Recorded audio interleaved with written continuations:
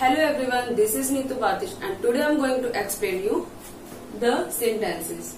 Okay, so first of all I will discuss its definition, then after I will explain its types. So let's get started. First of all we will see its definition. What is the definition of sentence? A sentence is a group of words which expresses some complete sense. It is a complete unit by itself. जो sentence है that is a group of word, okay, जो हमें एक complete sense देते हैं. अभी मैं इसके टाइप आपके साथ शेयर करती हूँ.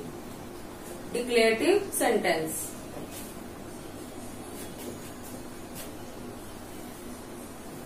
Declare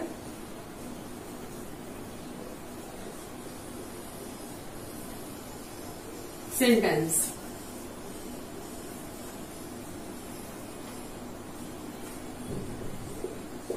Declarative sentence when we state something, okay, or opinion and tell. State,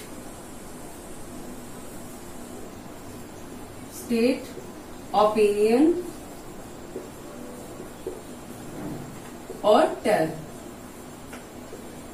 Okay, किसी के बारे में कुछ स्टेटमेंट देना या ओपिनियन देना किसी को, ठीक है, किसी के बारे में कोई ओपिनियन देना. एंड थर्ड इज किसी के बारे में कुछ बोलना. ठीक है, ये सभी किसमें इंक्लूड होगा? द डिक्लेरेटिव सेंटेंस में. First is Rita is going to school. Rita is going to school. So यहाँ पे जो रीता है, काम जाने का कौन कर रहा है? रीता के बारे में बात हो रही है. तो यहाँ पे किसके बारे में हमने स्टेटमेंट दी है? रीता के बारे में, कि रीता क्या है जो रोज स्कूल जाती है. तो ये क्या हो गया? रीता के बारे में एक स्टेटमेंट होगी. ठीक है. Next is opinion. ओपिनियन में जैसे we should love our country.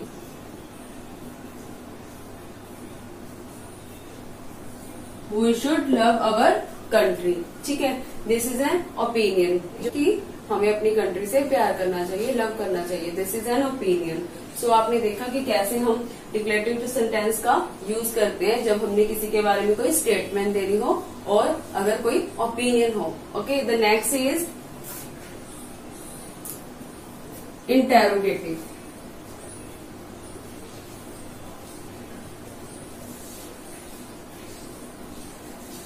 Interrogative.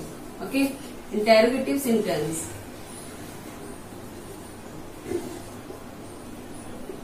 Interrogative sentence when we ask a question. Okay, जब भी हम किसी से कोई क्वेश्चन पुट करते हैं तब हम किसका यूज करते हैं? इंटेरोगेटिव सेंटेंस का. ओके, इसकी शॉर्ट डेफिनेशन है ask a question.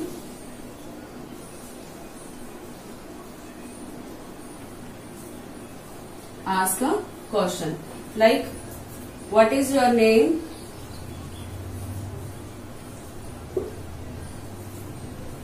What is your name? And with question mark. Like how old are you?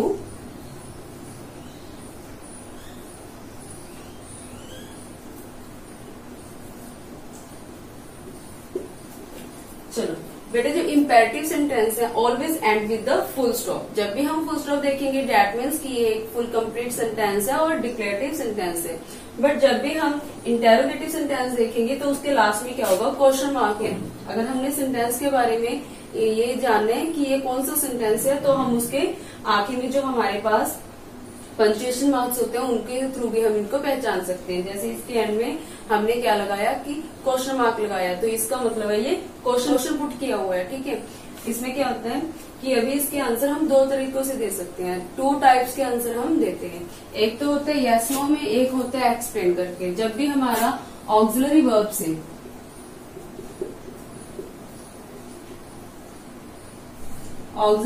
से क्वेश्चन पुट करते हैं तो हम आंसर किसमें देते हैं? यस और नो में.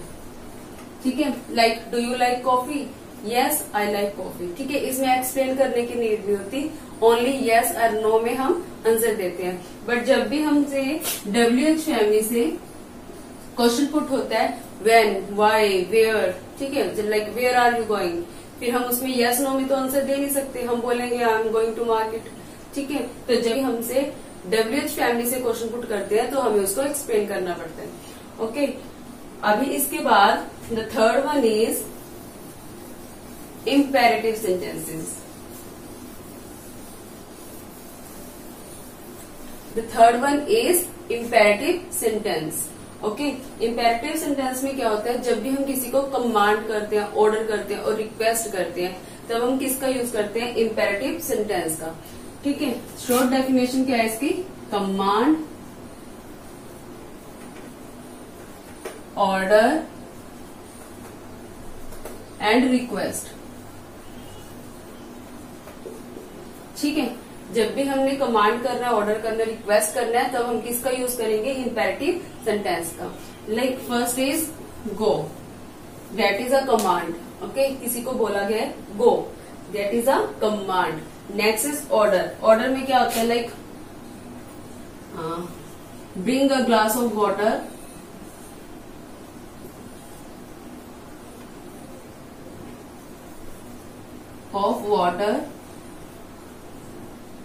ठीक है, bring a glass of water, ये किसी को ऑर्डर है, मेरे लिए एक ग्लास पानी लेके आओ, that is a bring of glass of water, ठीक है, bring a glass of water. Next is request, request में क्या है, please give me your book, give me your book, ठीक है। ये क्या है, रिक्वेस्ट है कि प्लीज कृपया आप मुझे अपनी नोटबुक दीजिए, ठीक है, दिस इज अ रिक्वेस्ट। सो ये भी बेटा एंड किससे होते हैं, फुल स्टॉप से होते हैं, ओके। इनके एंड में भी क्या लगता है, फुल स्टॉप लगता है। After that I will explain you exclamatory sentences.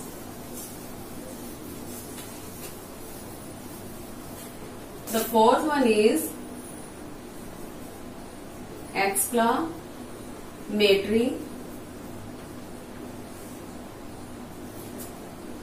Sentence, okay. Exclamatory sentences क्या होते हैं बेटा, when sudden feeling is there, ठीक है, जब सडन फीलिंग होती है, डीप फीलिंग होती है, ठीक है, किसी को हम ब्लेस करते हैं, कर्स देते हैं, मीन्स आशीर्वाद देते हैं, श्राप देते हैं, कर्स मीन्स श्राप, ठीक है, तब हम किसका यूज करते हैं, एक्सक्लामेटरी सेंटेंसेस का यूज करते हैं, ठीक है। शॉर्ट डेफिनेशन क्या है इसकी, deep and sudden feeling,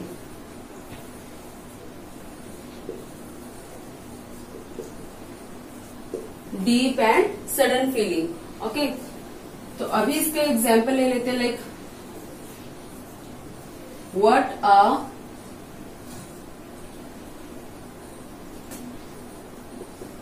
beautiful day, what a beautiful day, ठीक है। Next like hurrah we won the match,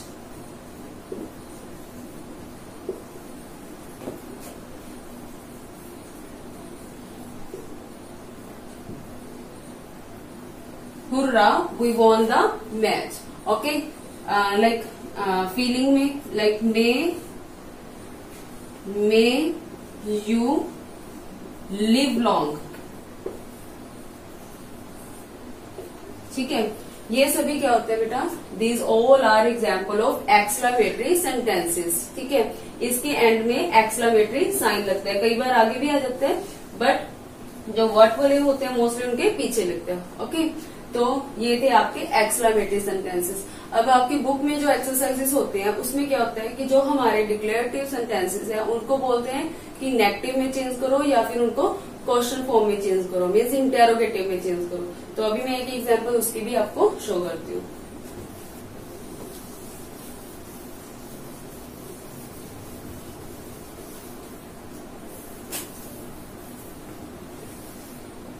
चलो चलो, he is a tall boy, he is a tall boy। ये किसी के बारे में हमने स्टेटमेंट दिया कि वो टॉल है, ठीक है, लंबा है। अभी इसको हमने अगर नेगेटिव में चेंज करना है तो क्या करेंगे, ठीक है। नेगेटिव में बनाने के लिए सबसे पहले, नेगेटिव में बनाने के लिए हम क्या यूज करते हैं, नॉट और नो का यूज करते हैं, ठीक है। तो अभी इसको क्या बनाएंगे हम, जैसे ही इज, फिर क्या आएगा, नॉट अ टॉल बॉय, ठीक है। और जब भी हमने नोट लगाना है वो हेल्पिंग वर्ब के बिल्कुल बाद ही आएगा, ओके। ऐसा नहीं है कि ए के पहले बाद लगा दो या फिर इज के पहले लगा दो, ये हमेशा ऑक्सिलरी वर्ब के बाद ही आएगा, ओके। अगर हमने इसको ही क्वेश्चन में चेंज करना है तो क्या करेंगे, जो हमारी हेल्पिंग वर्ब है उसको क्या कर देंगे, हम आगे कर देंगे, is he a tall boy, ठीक है। अभी इसके पीछे question mark, is he a tall boy, अभी इसमें क्या है, क्वेश्चन पुट किया हुआ है, ठीक है। ऐसे ही अगर हमको कोई भी सेंटेंस दे देंगे और उसको बोलेंगे कि नेगेटिव में चेंज करो या फिर उनको इंटेरोगेटिव में चेंज करो, तो आप इस तरीके से कर सकते हैं, ठीक है। अभी नो का यूज कहाँ होता है, नो कहाँ लगता है, जैसे आई हैव नो आइडिया, ठीक है। I have no idea, I have no pen, ठीक है। तो हैव के साथ मोस्टली नो का यूज होता है, नो का यूज हैव के साथ होता है, ओके। सो फ्रेंड्स, अगर आपको मेरी वीडियो फ्रूटफुल लगे then please like, share and subscribe my channel. Thank you.